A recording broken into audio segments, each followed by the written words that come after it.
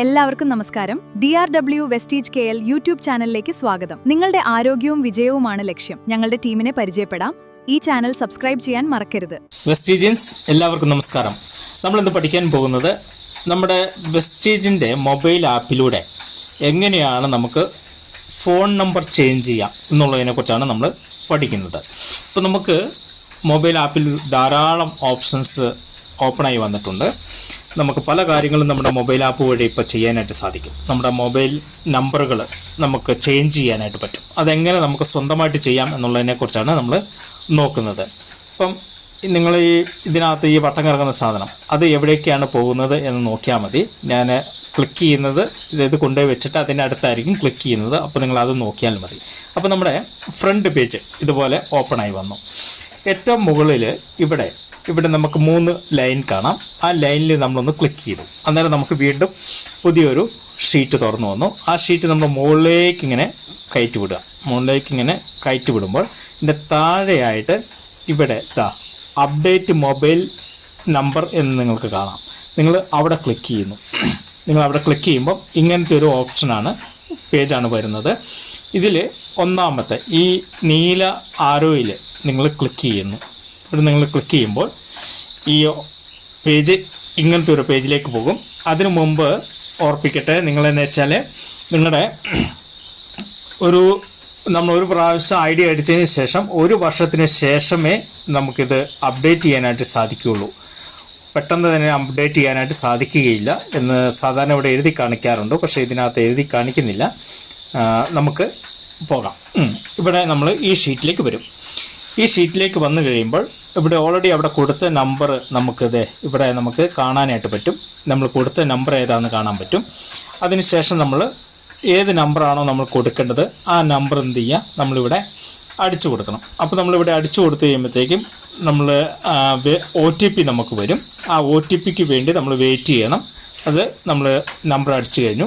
ഇനി അടിച്ചു കഴിഞ്ഞിട്ട് നമ്മൾ എന്ത് ചെയ്യുക വെച്ചാൽ ഇവിടെ ഗെറ്റ് OTP എന്ന് പറയുന്ന സ്ഥലത്ത് നമ്മൾ ക്ലിക്ക് ചെയ്യണം. ഇവിടെ നമ്മൾ ക്ലിക്ക് ചെയ്യുമ്പോഴത്തേക്കും നേരെ നമ്മൾ കൊടുത്ത നമ്പറും നമ്മുടെ നിലവിലുള്ള നമ്പറും ഇപ്പം നമ്മുടെ ആപ്പിൽ നിലവിൽ കിടക്കുന്ന നമ്പറും ഒപ്പം നമ്മൾ പുതിയ നമ്പറും ഇവിടെ കാണിക്കും. അപ്പം ഒരേ സമയത്ത് നമ്മൾ നമ്മൾ OK കൊടുത്തു കഴിഞ്ഞപ്പോഴത്തേക്കും ഈ 2 നമ്പറിലേക്കും OTP ഒരേ സമയത്ത് പോയിട്ടുണ്ട്. ഈ ഒരേ സമയത്ത് പോയ OTP ഒരു 4 അക്ക OTP ആയിരിക്കും. ആ OTP എടുത്തിട്ട് നിലവിൽ നമ്മൾ കൊടുത്തിട്ടുള്ള, അതായത് നിലവിലുള്ള ഫോൺ നമ്പറും ചാലുവായിരിക്കണം. അത് OK ആണെങ്കിൽ മാത്രമേ നമുക്ക് ചെയ്യാൻ പറ്റുള്ളൂ. അതിലേക്കാണ് OTP വരുന്നത്. ആ OTP നമ്മളിവിടെ അടിച്ചു കൊടുക്കണം. പിന്നെ നമ്മൾ പുതിയതായിട്ട് മാറ്റാൻ ഉദ്ദേശിക്കുന്ന ഫോണിലേക്ക് വന്ന OTP ഈ നമ്പറിലാണ് OTP വരുന്നത്. അപ്പോൾ നമ്മൾ എന്ത് ചെയ്യണം, ആ ഫോണിൽ വന്ന OTP നമ്മൾ ഇവിടെ അടിച്ചു കൊടുക്കണം.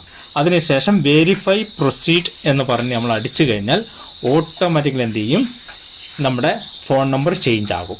പഴയ നമ്പർ ചേഞ്ച് ആയിട്ട് നമുക്ക് പുതിയ നമ്പറിലേക്ക് മാറിക്കിട്ടും. വളരെ ഈസിയാണ് ഈ ഒരു മെത്തേഡ്. അപ്പോൾ നമ്മളിതെല്ലാവരും മനസ്സിലാക്കുക. നമ്മുടെ ഫോണിലൂടെ തന്നെ നമുക്ക് ചെയ്യാനായിട്ട് പറ്റും. നമ്മുടെ പലരുടെയും നമ്പർ മാറിക്കിടപ്പുണ്ടാവും. അന്നേരം അങ്ങനെയാണെങ്കിൽ ഈ ഒരു മെത്തേഡ് ഉപയോഗിച്ചുകൊണ്ട് നമുക്ക് ഫോണിൽ നിന്ന് നമുക്ക് മാറ്റാനായിട്ട് കഴിയും. അത് അല്ല എങ്കിൽ നമ്മൾ ചെയ്യേണ്ടത് രണ്ടാമത്തെ ഓപ്ഷൻ എന്ന് പറയുന്നത് ഇതാണ് രണ്ടാമത്തെ ഓപ്ഷൻ.